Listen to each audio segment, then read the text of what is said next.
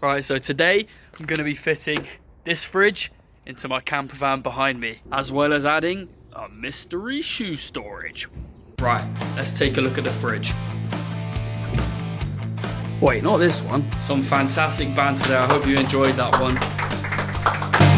Alright! What? What is that? Is that a bomb? I might have to call the bomb squad in. Spin this arm. We're all good, guys. But looking inside this thing, it is absolutely tiny. I mean, it goes in quite deep, which is pretty good. For a bit of perspective, here's some milk, and as you can see, what? So actually, I was wrong. The fridge is, perfectly sized. Nah, I'm joking. If you slide it all the way to the back, you probably get 3 milks in there. Huh? Don't know why I would put 3 milks in there, but if I wanted to, I could. Also, I forgot to mention, it is a fridge freezer, so obviously that bottom bit is the fridge, and then that top bit in here, that's the freezer. It's got all the dimensions and specs there, but I still think it's pretty good to check for yourself. Shut your mouth! Pretty accurate. Right, so now I've got my bed in. Look at that lovely trick. Now I've got my bed in. It gives me a nice little framed outline to get the fridge in. So I have the ceiling of where I can build the fridge up to. Now the fridge I've ordered I know is slightly smaller than the height of the bed. So what that means is I'm going to put a little shoe storage space underneath where the fridge is going to go.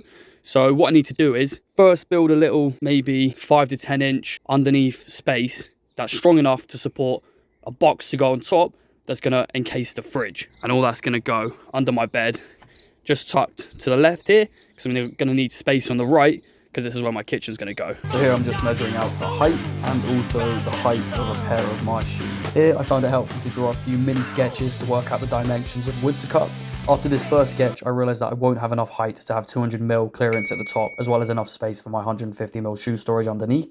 So I did another sketch and took roughly 60mm off the clearance space above the fridge to give more room for the shoe storage at the bottom, which I increased to 140mm. But in the end, I felt like I really did need 150mm height for the shoe storage underneath, so I took another centimetre off the clearance at the top, reducing it down to 132mm. I also drew a diagram for the side of the fridge, and also another front-facing one for the lateral measurements, and another thumbs up, but that does not necessarily mean that I did a good job. My quick maths has let me down, as 12 plus 12 plus 20 plus 20 plus 380 does not equal 432, but 444, so I must have missed off a 12. Luckily I caught this as I checked over it all after I stopped filming. Right, okay, so I got all the wood marked up and ready to cut now, and this time I used a biro pen instead of a marker pen, just because the line of a marker pen is quite thick and then potentially has a level of inaccuracy of a few millimeters when trying to cut that line with a jigsaw or circular saw. So obviously I'm learning on the job, I'm an amateur, but I feel like using a pen, it's going to be more accurate to the point, which will be better for joints fitting together how they should do.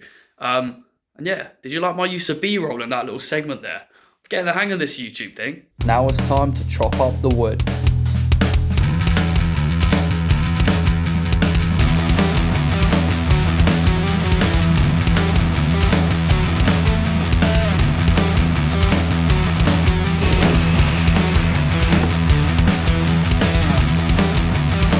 So I'm going to start by assembling the foundation, which is the shoe rack. This is the wood here. I've got 40mm, 60mm screws, and also this new bit of kit, which I'm pretty excited to test out. So these hole jigs are actually the correct way to do your carpentry joints, whereas what I've been doing prior to this is just screwing in screws where I think is appropriate and hoping for the best. So now I'm actually using a proper bit of kit here that allows you to, as demonstrated here, screw in at a bit of an angle, so it conceals the screw and enables you to join 2 bits of wood together. As far as I'm aware, but as I say, I don't really know what I'm doing. So I just asked ChatGPT, and he said that by screwing in, I don't know, it said that by screwing in at an angle, it creates a stronger joint than just screwing in from the side, which is what I was previously doing.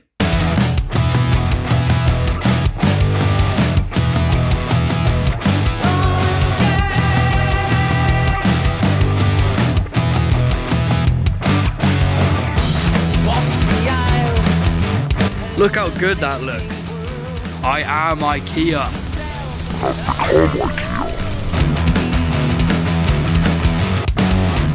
Rest your eyes, weary from the day. Never mind, that's away.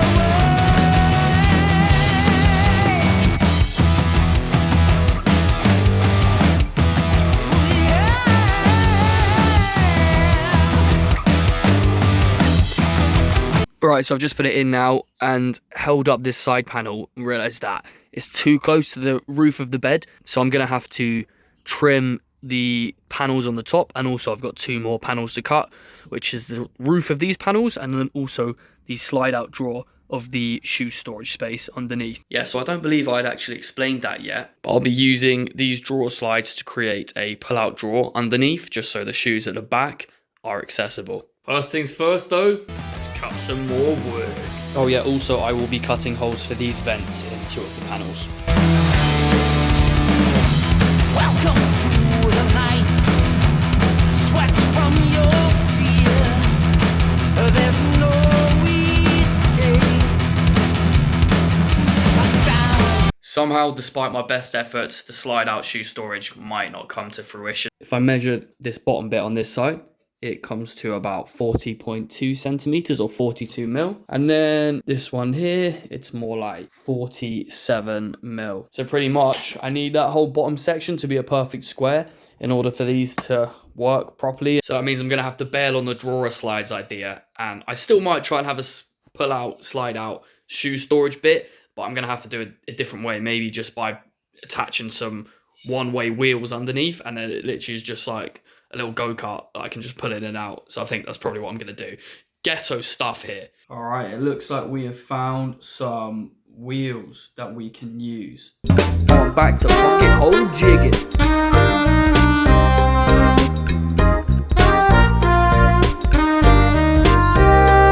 Nah, rock music, please. Now the holes are jigged, I'm assembling the box. Don't know if that's the thing to say, jig, but I'm saying it. The holes are jigged. Just before I build any more, if I test it by putting the fridge in now, it should slot in nicely.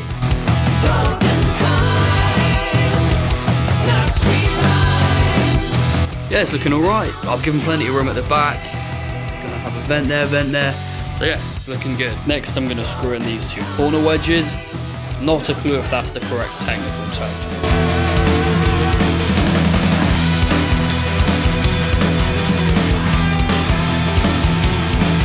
Now let's put the lid on.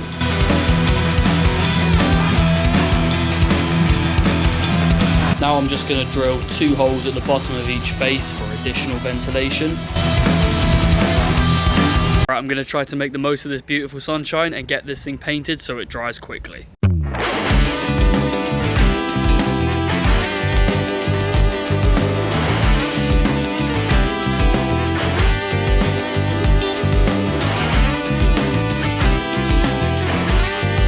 That has honestly dried well quick. When I used this exact same paint like 2 months ago, it took about a day and a half to dry, so very nice.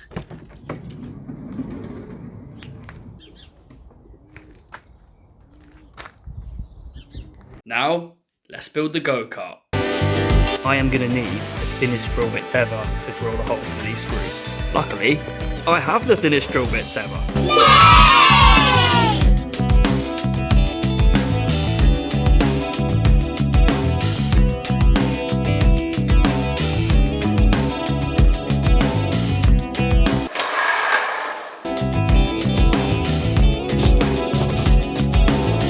Right, so now I'm just going to thread this wire out the back of one of those vent holes, probably that one on the left there, round through that hole there, and then into my switch panel, and that runs into the fuse box. It's actually a lot simpler than it looks, all this stuff here. It's literally just a positive and negative wire that I need to worry about, which is these 2 wires here. The positive is the red, the negative is the black. Also, I took the fuse out from this bit here. Well, isn't that a lovely view? The back of my head. I hope you enjoy, guys. So I'm pretty happy with that position, how it is there, because it's leaving a good amount of space here for a little kitchen with a sink and a gas stove. As well as you can see, it has about maybe a centimetre or two of clearance. Right, let's get it secured to the floor with those bottom pocket holes that I've drilled.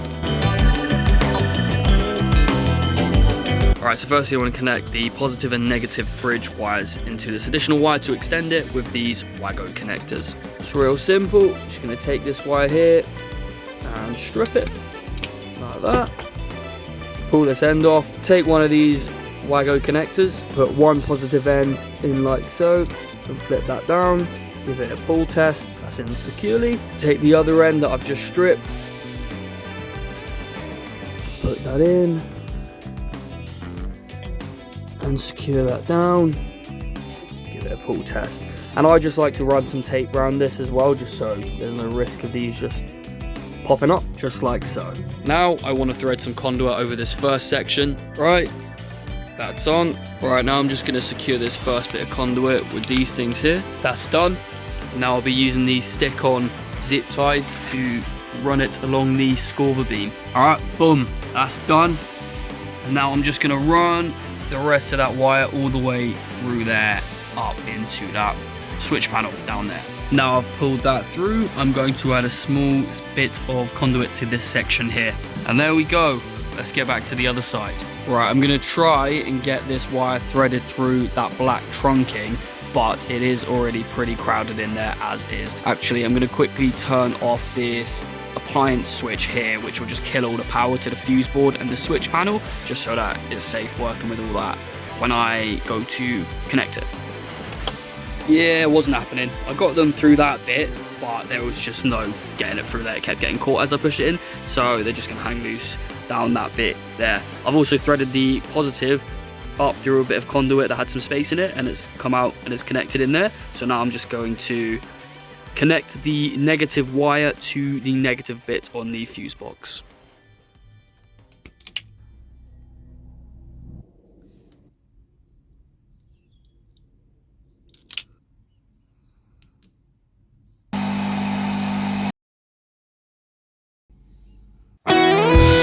Okay, so we're very nearly ready to get power in this thing by inserting the fuse into the back. But firstly, I'm just going to secure the fridge to the frame.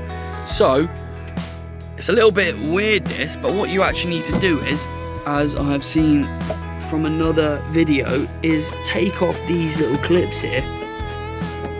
And you actually need to drill through the case of the fridge, so through the metal body, and then out into this wood on the other side. The installation guide literally tells you to drill through the side of the metal panels on the fridge. You would think they would just provide some, brackets or something to secure it to the side, but no, they want you to destroy your fridge that you just bought. So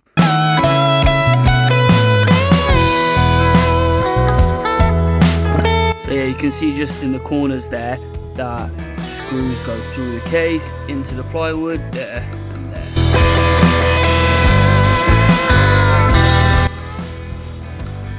And this one. Alright, let's give it some power. Can you see that? Is it gonna focus? Kinda. Fridge. Oh my god, it did a beep! Wow. Maybe it's put some stuff in there. Wait, what? What's going on? Oh, I see what's happened. It got confused. Nice try, mate, but it meant to go the other way, you silly sausage. That's what it's meant to be like. That might possibly have been the most unhygienic bit I could have done, but I did it for the content. Right, let me get it set up properly now rather than just being an idiot. Okay, so that's all up and running now. Okay, so fridge in, window there, bed there. It's getting pretty close to livable now, this van, which is pretty exciting. So I hope you enjoyed today's video, and please leave a like if you did. See you on the next one.